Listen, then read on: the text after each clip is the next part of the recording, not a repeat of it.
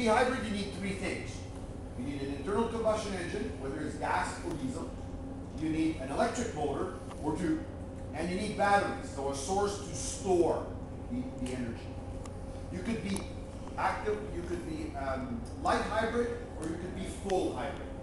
Light hybrid cannot run on electrical only. Hybrid 7 outside is a light hybrid. It has internal combustion engine, electric motors, and batteries, but it cannot run on electric only. The electric motor is there to assist the internal combustion engine. This, on the other hand, is a full hybrid. It could run on electrical power only. The X6 is an engineering study that is the fruit of 6 years of engineering between, of course, BMW, General Motors, and Daimler Chrysler. You're probably going to say, why such a big vehicle? Why such a big motor to hybridize?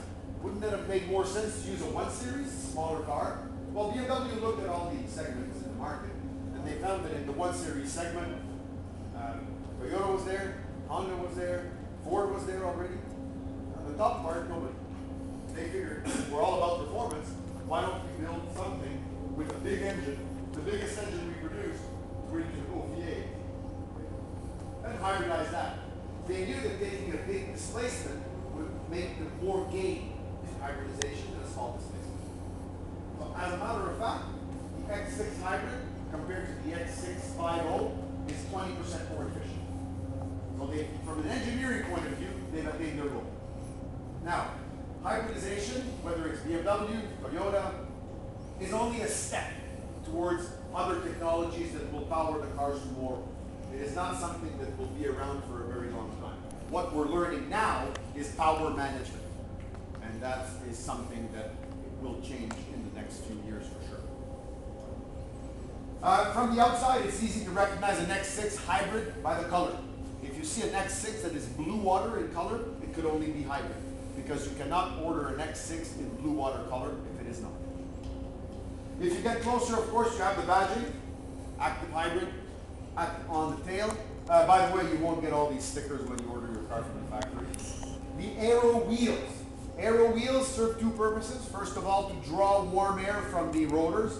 Any wheel does that. But secondly, because of their shape, they actually manage the airflow around the bottom part of the vehicle to make the vehicle more efficient in the airstream. And finally, the hood bulge, which is often associated with M products in the way that it has a big high-rise intake manifold or something like that.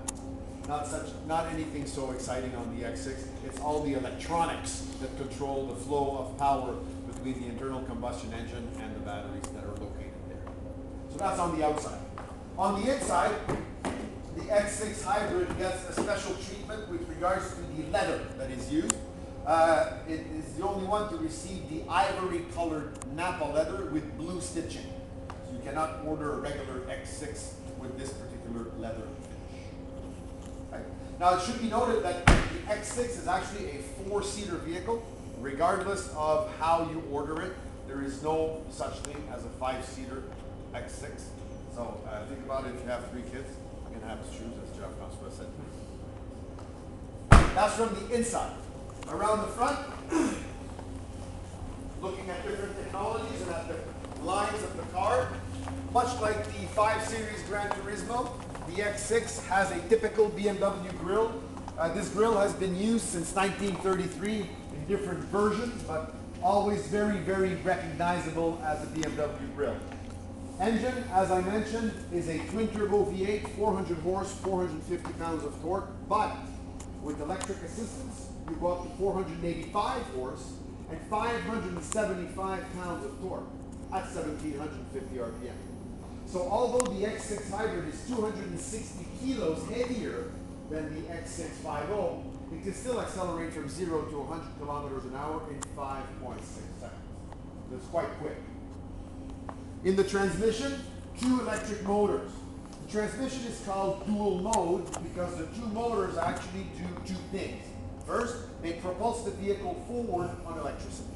Secondly, they turn into generators to regenerate the power in the high voltage battery that is located in the back of the vehicle under the cargo compartment.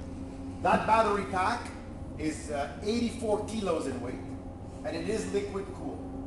Now BMW chose nickel metal as the primary construction of the battery for a good reason, actually two good reasons. Nickel metal is a very stable platform that we know very well. Secondly, it doesn't operate as high a temperature as lithium ion. You've probably all heard of cell phones and computers having overheating problems with their lithium batteries. Those batteries weigh at the most a quarter of a kilo. Imagine 84 kilos deciding to overheat.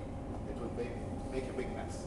So all the full hybrids have the metal nickel batteries. That is not to say that lithium ion is not used.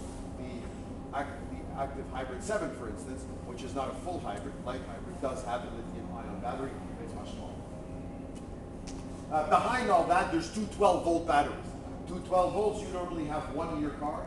The reason why there's two 12 volts is that when you're running on electrical, all the systems that normally rely on engine rotation to work need to work electrically, such as air conditioning, water pump, power steering pump, power brakes. That brakes on this actually have two modes. If you brake lightly, the ECU will enlist the electric motors and create resistance at the four wheels to slow down electricity. Okay. Need more pressure?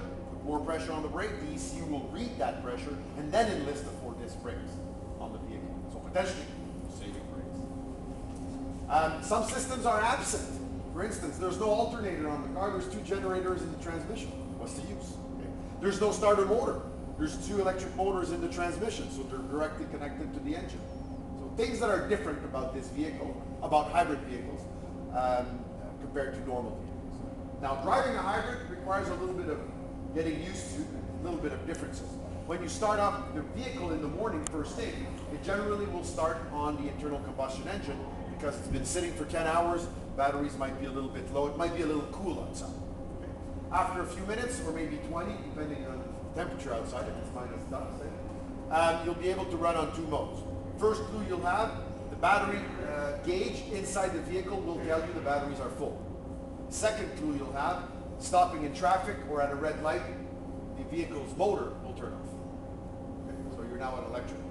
Press on the gas, no sound, you go, electric. So at that time, you could run up to 2.5 kilometers in a row, okay, and up to 60 kilometers an hour. Then the internal combustion engine will come in to help and recharge batteries. Okay. Now, that is not to say that the vehicle stops being hybrid at 60 kilometers an hour, unlike some of the vehicles that are out there. Say you're driving 100 and you need to accelerate to pass. The electric motors will immediately come in and give you the full power. So like a form of overboost, which is what enables you to get 575 pounds of torque. Once that's done, the internal combustion engine takes over and you're able to complete your pass safely and quickly. Come back to your lane. You're probably saying, yeah, but what about winter with all these batteries and electricity and all that? I was on the receiving end of some winter testing at Marquette, Michigan. When I looked on the map to see where Marquette was, it was the south shore of Lake Superior. I went winter testing on the south shore of Lake Superior. I don't think so. Then I looked at the temperature forecast for the week that I was supposed to be there. The high any given day was minus 35. I went, oh, okay, now I understand. They found a very cold pocket there.